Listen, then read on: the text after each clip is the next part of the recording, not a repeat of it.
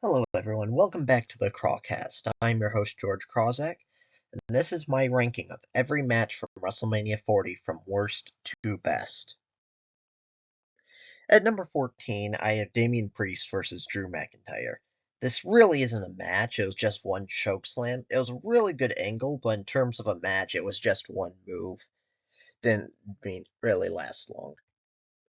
At number 13, I have The Pride versus The Final Testament. This match was okay. It was cool to see Bubba Ray Dudley again, but overall, it was nothing special. And the one spot at the end with the table botch, with the table breaking before anyone going through it, kinda soured it a little bit, and that's why it's number 13. At number 12, I have Seth Rollins versus Drew McIntyre. I thought this match was going to be one move, the Claymore at the beginning, and I thought it was really cool.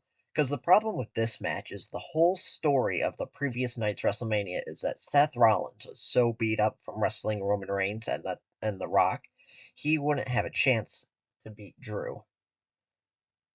He then kicked out of 3 Claymores and had a roughly competitive match. This completely ignores the story told by the previous night, and overall, I kind of thought the match was pretty boring. It should have been more dominant from Drew, in my opinion.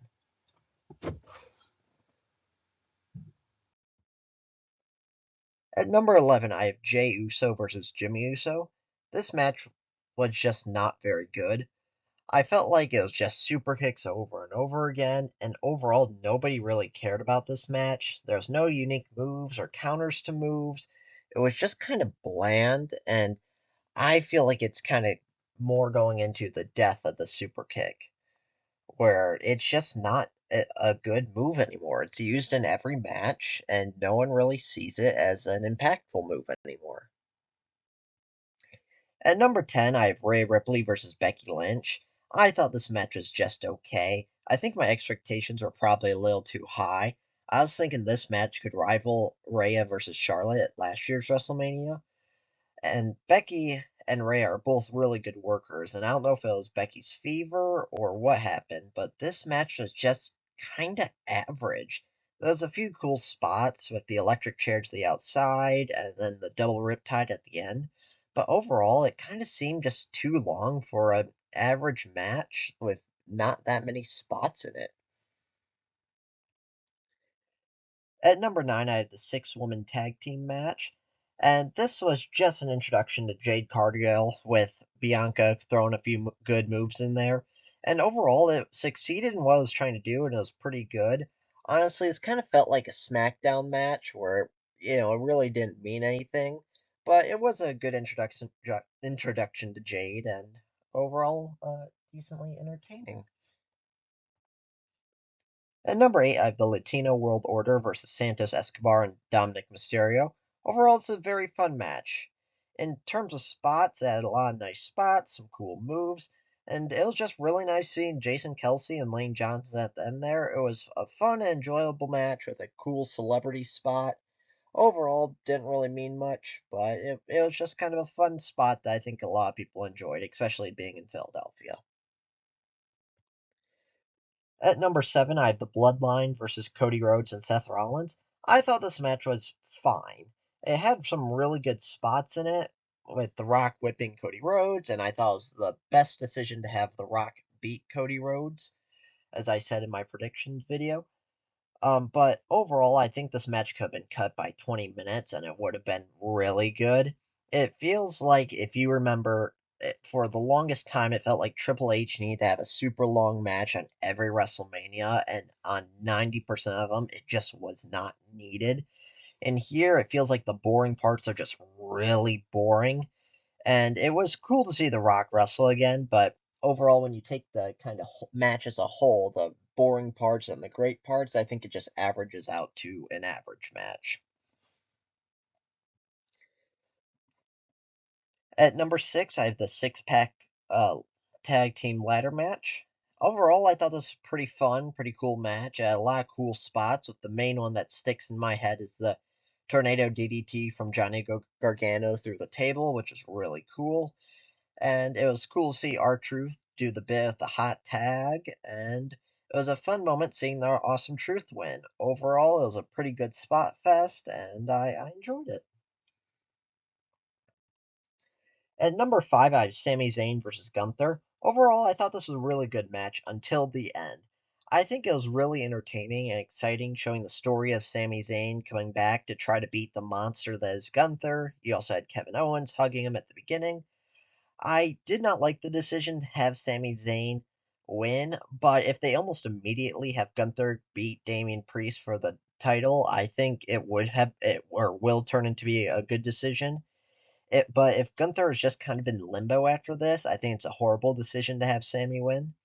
And also, I feel like the Gunther being really cocky at the end, causing him to lose, kind of came out of nowhere and really wasn't set up.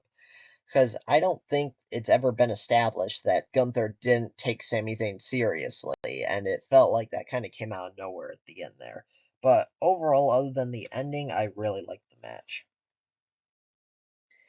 At number 4, I have LA Knight versus AJ Styles. I thought match was really good. I really liked how it was back and forth, and I thought the almost countout spot was pretty good. The counters to each other's moves at the end was just brilliant, really good. And honestly, my favorite part of the match was that there was only one finisher. I feel like so many finishers are getting buried by having everyone kick out of them multiple times in each match. Go back to the Drew and Seth match if you want, know my thoughts on that. But having only one finisher, I feel like it kind of makes you think back to the olden days where you see one finisher, and that's usually the end of the match. And when you see a kick out, it means something like nobody kicks out of that move. How did that happen? Which I think WWE needs to start getting back to. At number 3, I have Logan Paul versus Randy Orton versus Kevin Owens. I thought this match was really good. I was very entertained throughout. I thought some of the spots were really good. The double teaming the Logan at the beginning was great. Logan Paul's swanton bomb into a mini frog splash was great. The pop up power bomb into an RKO was really good. The prime ball spot I thought was okay. We already seen that before, so I didn't really think that was significant. But overall, it was a really good and entertaining match. At number 2, I have Io Sky versus Bailey. And in my mind, this rivals Rhea versus Charlotte from last year as a really, really great WrestleMania match. Just like it's hard to say anything else other than this was really, really great. I think Io is very underrated. Bailey's selling of her leg was really fantastic to the point where I thought it was possible that she could have potentially been injured.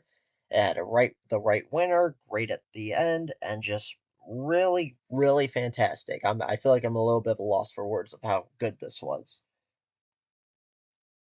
And at number 1, I have Roman Reigns versus Cody Rhodes. I thought this match was perfect. Even before the interference of the Legends, I thought Roman and Cody were having a really great match. The one thing that didn't make sense to me was they're building the bloodline was going to interfere and screw over Cody at night 1. That's the whole reason why they won. And it didn't really make sense that they weren't at ringside and they're kind of taking it out. In terms of match story, that's why it doesn't make sense. But in terms of a moment, the entrances are so much better, and I like that they make sense because you had the Usos taking each other out because they're in a rivalry, and then you had Solo come in, and you had John Cena take him out because that was John Cena's last major match where Solo defeated him, and then you had The Rock come back, which was a call, and take out John Cena, which was a callback to their 3-year rivalry. And then you had The Undertaker come and take out The Rock, which was kind of a callback to the Attitude Era. And overall, this was just a really fantastic match, had the right winner, and it was a perfect ending to WrestleMania. Overall, I think WrestleMania 40 was a really good WrestleMania, but not like I would say in the top 2 or 3, because I think night 2 was almost perfect, but night 1 was kind of boring and underwhelming. And I feel like you have to balance the 2 nights to include the whole WrestleMania in grading.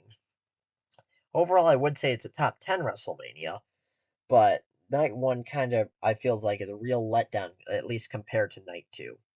Let me know what you guys think in the comments below and make sure to like and subscribe.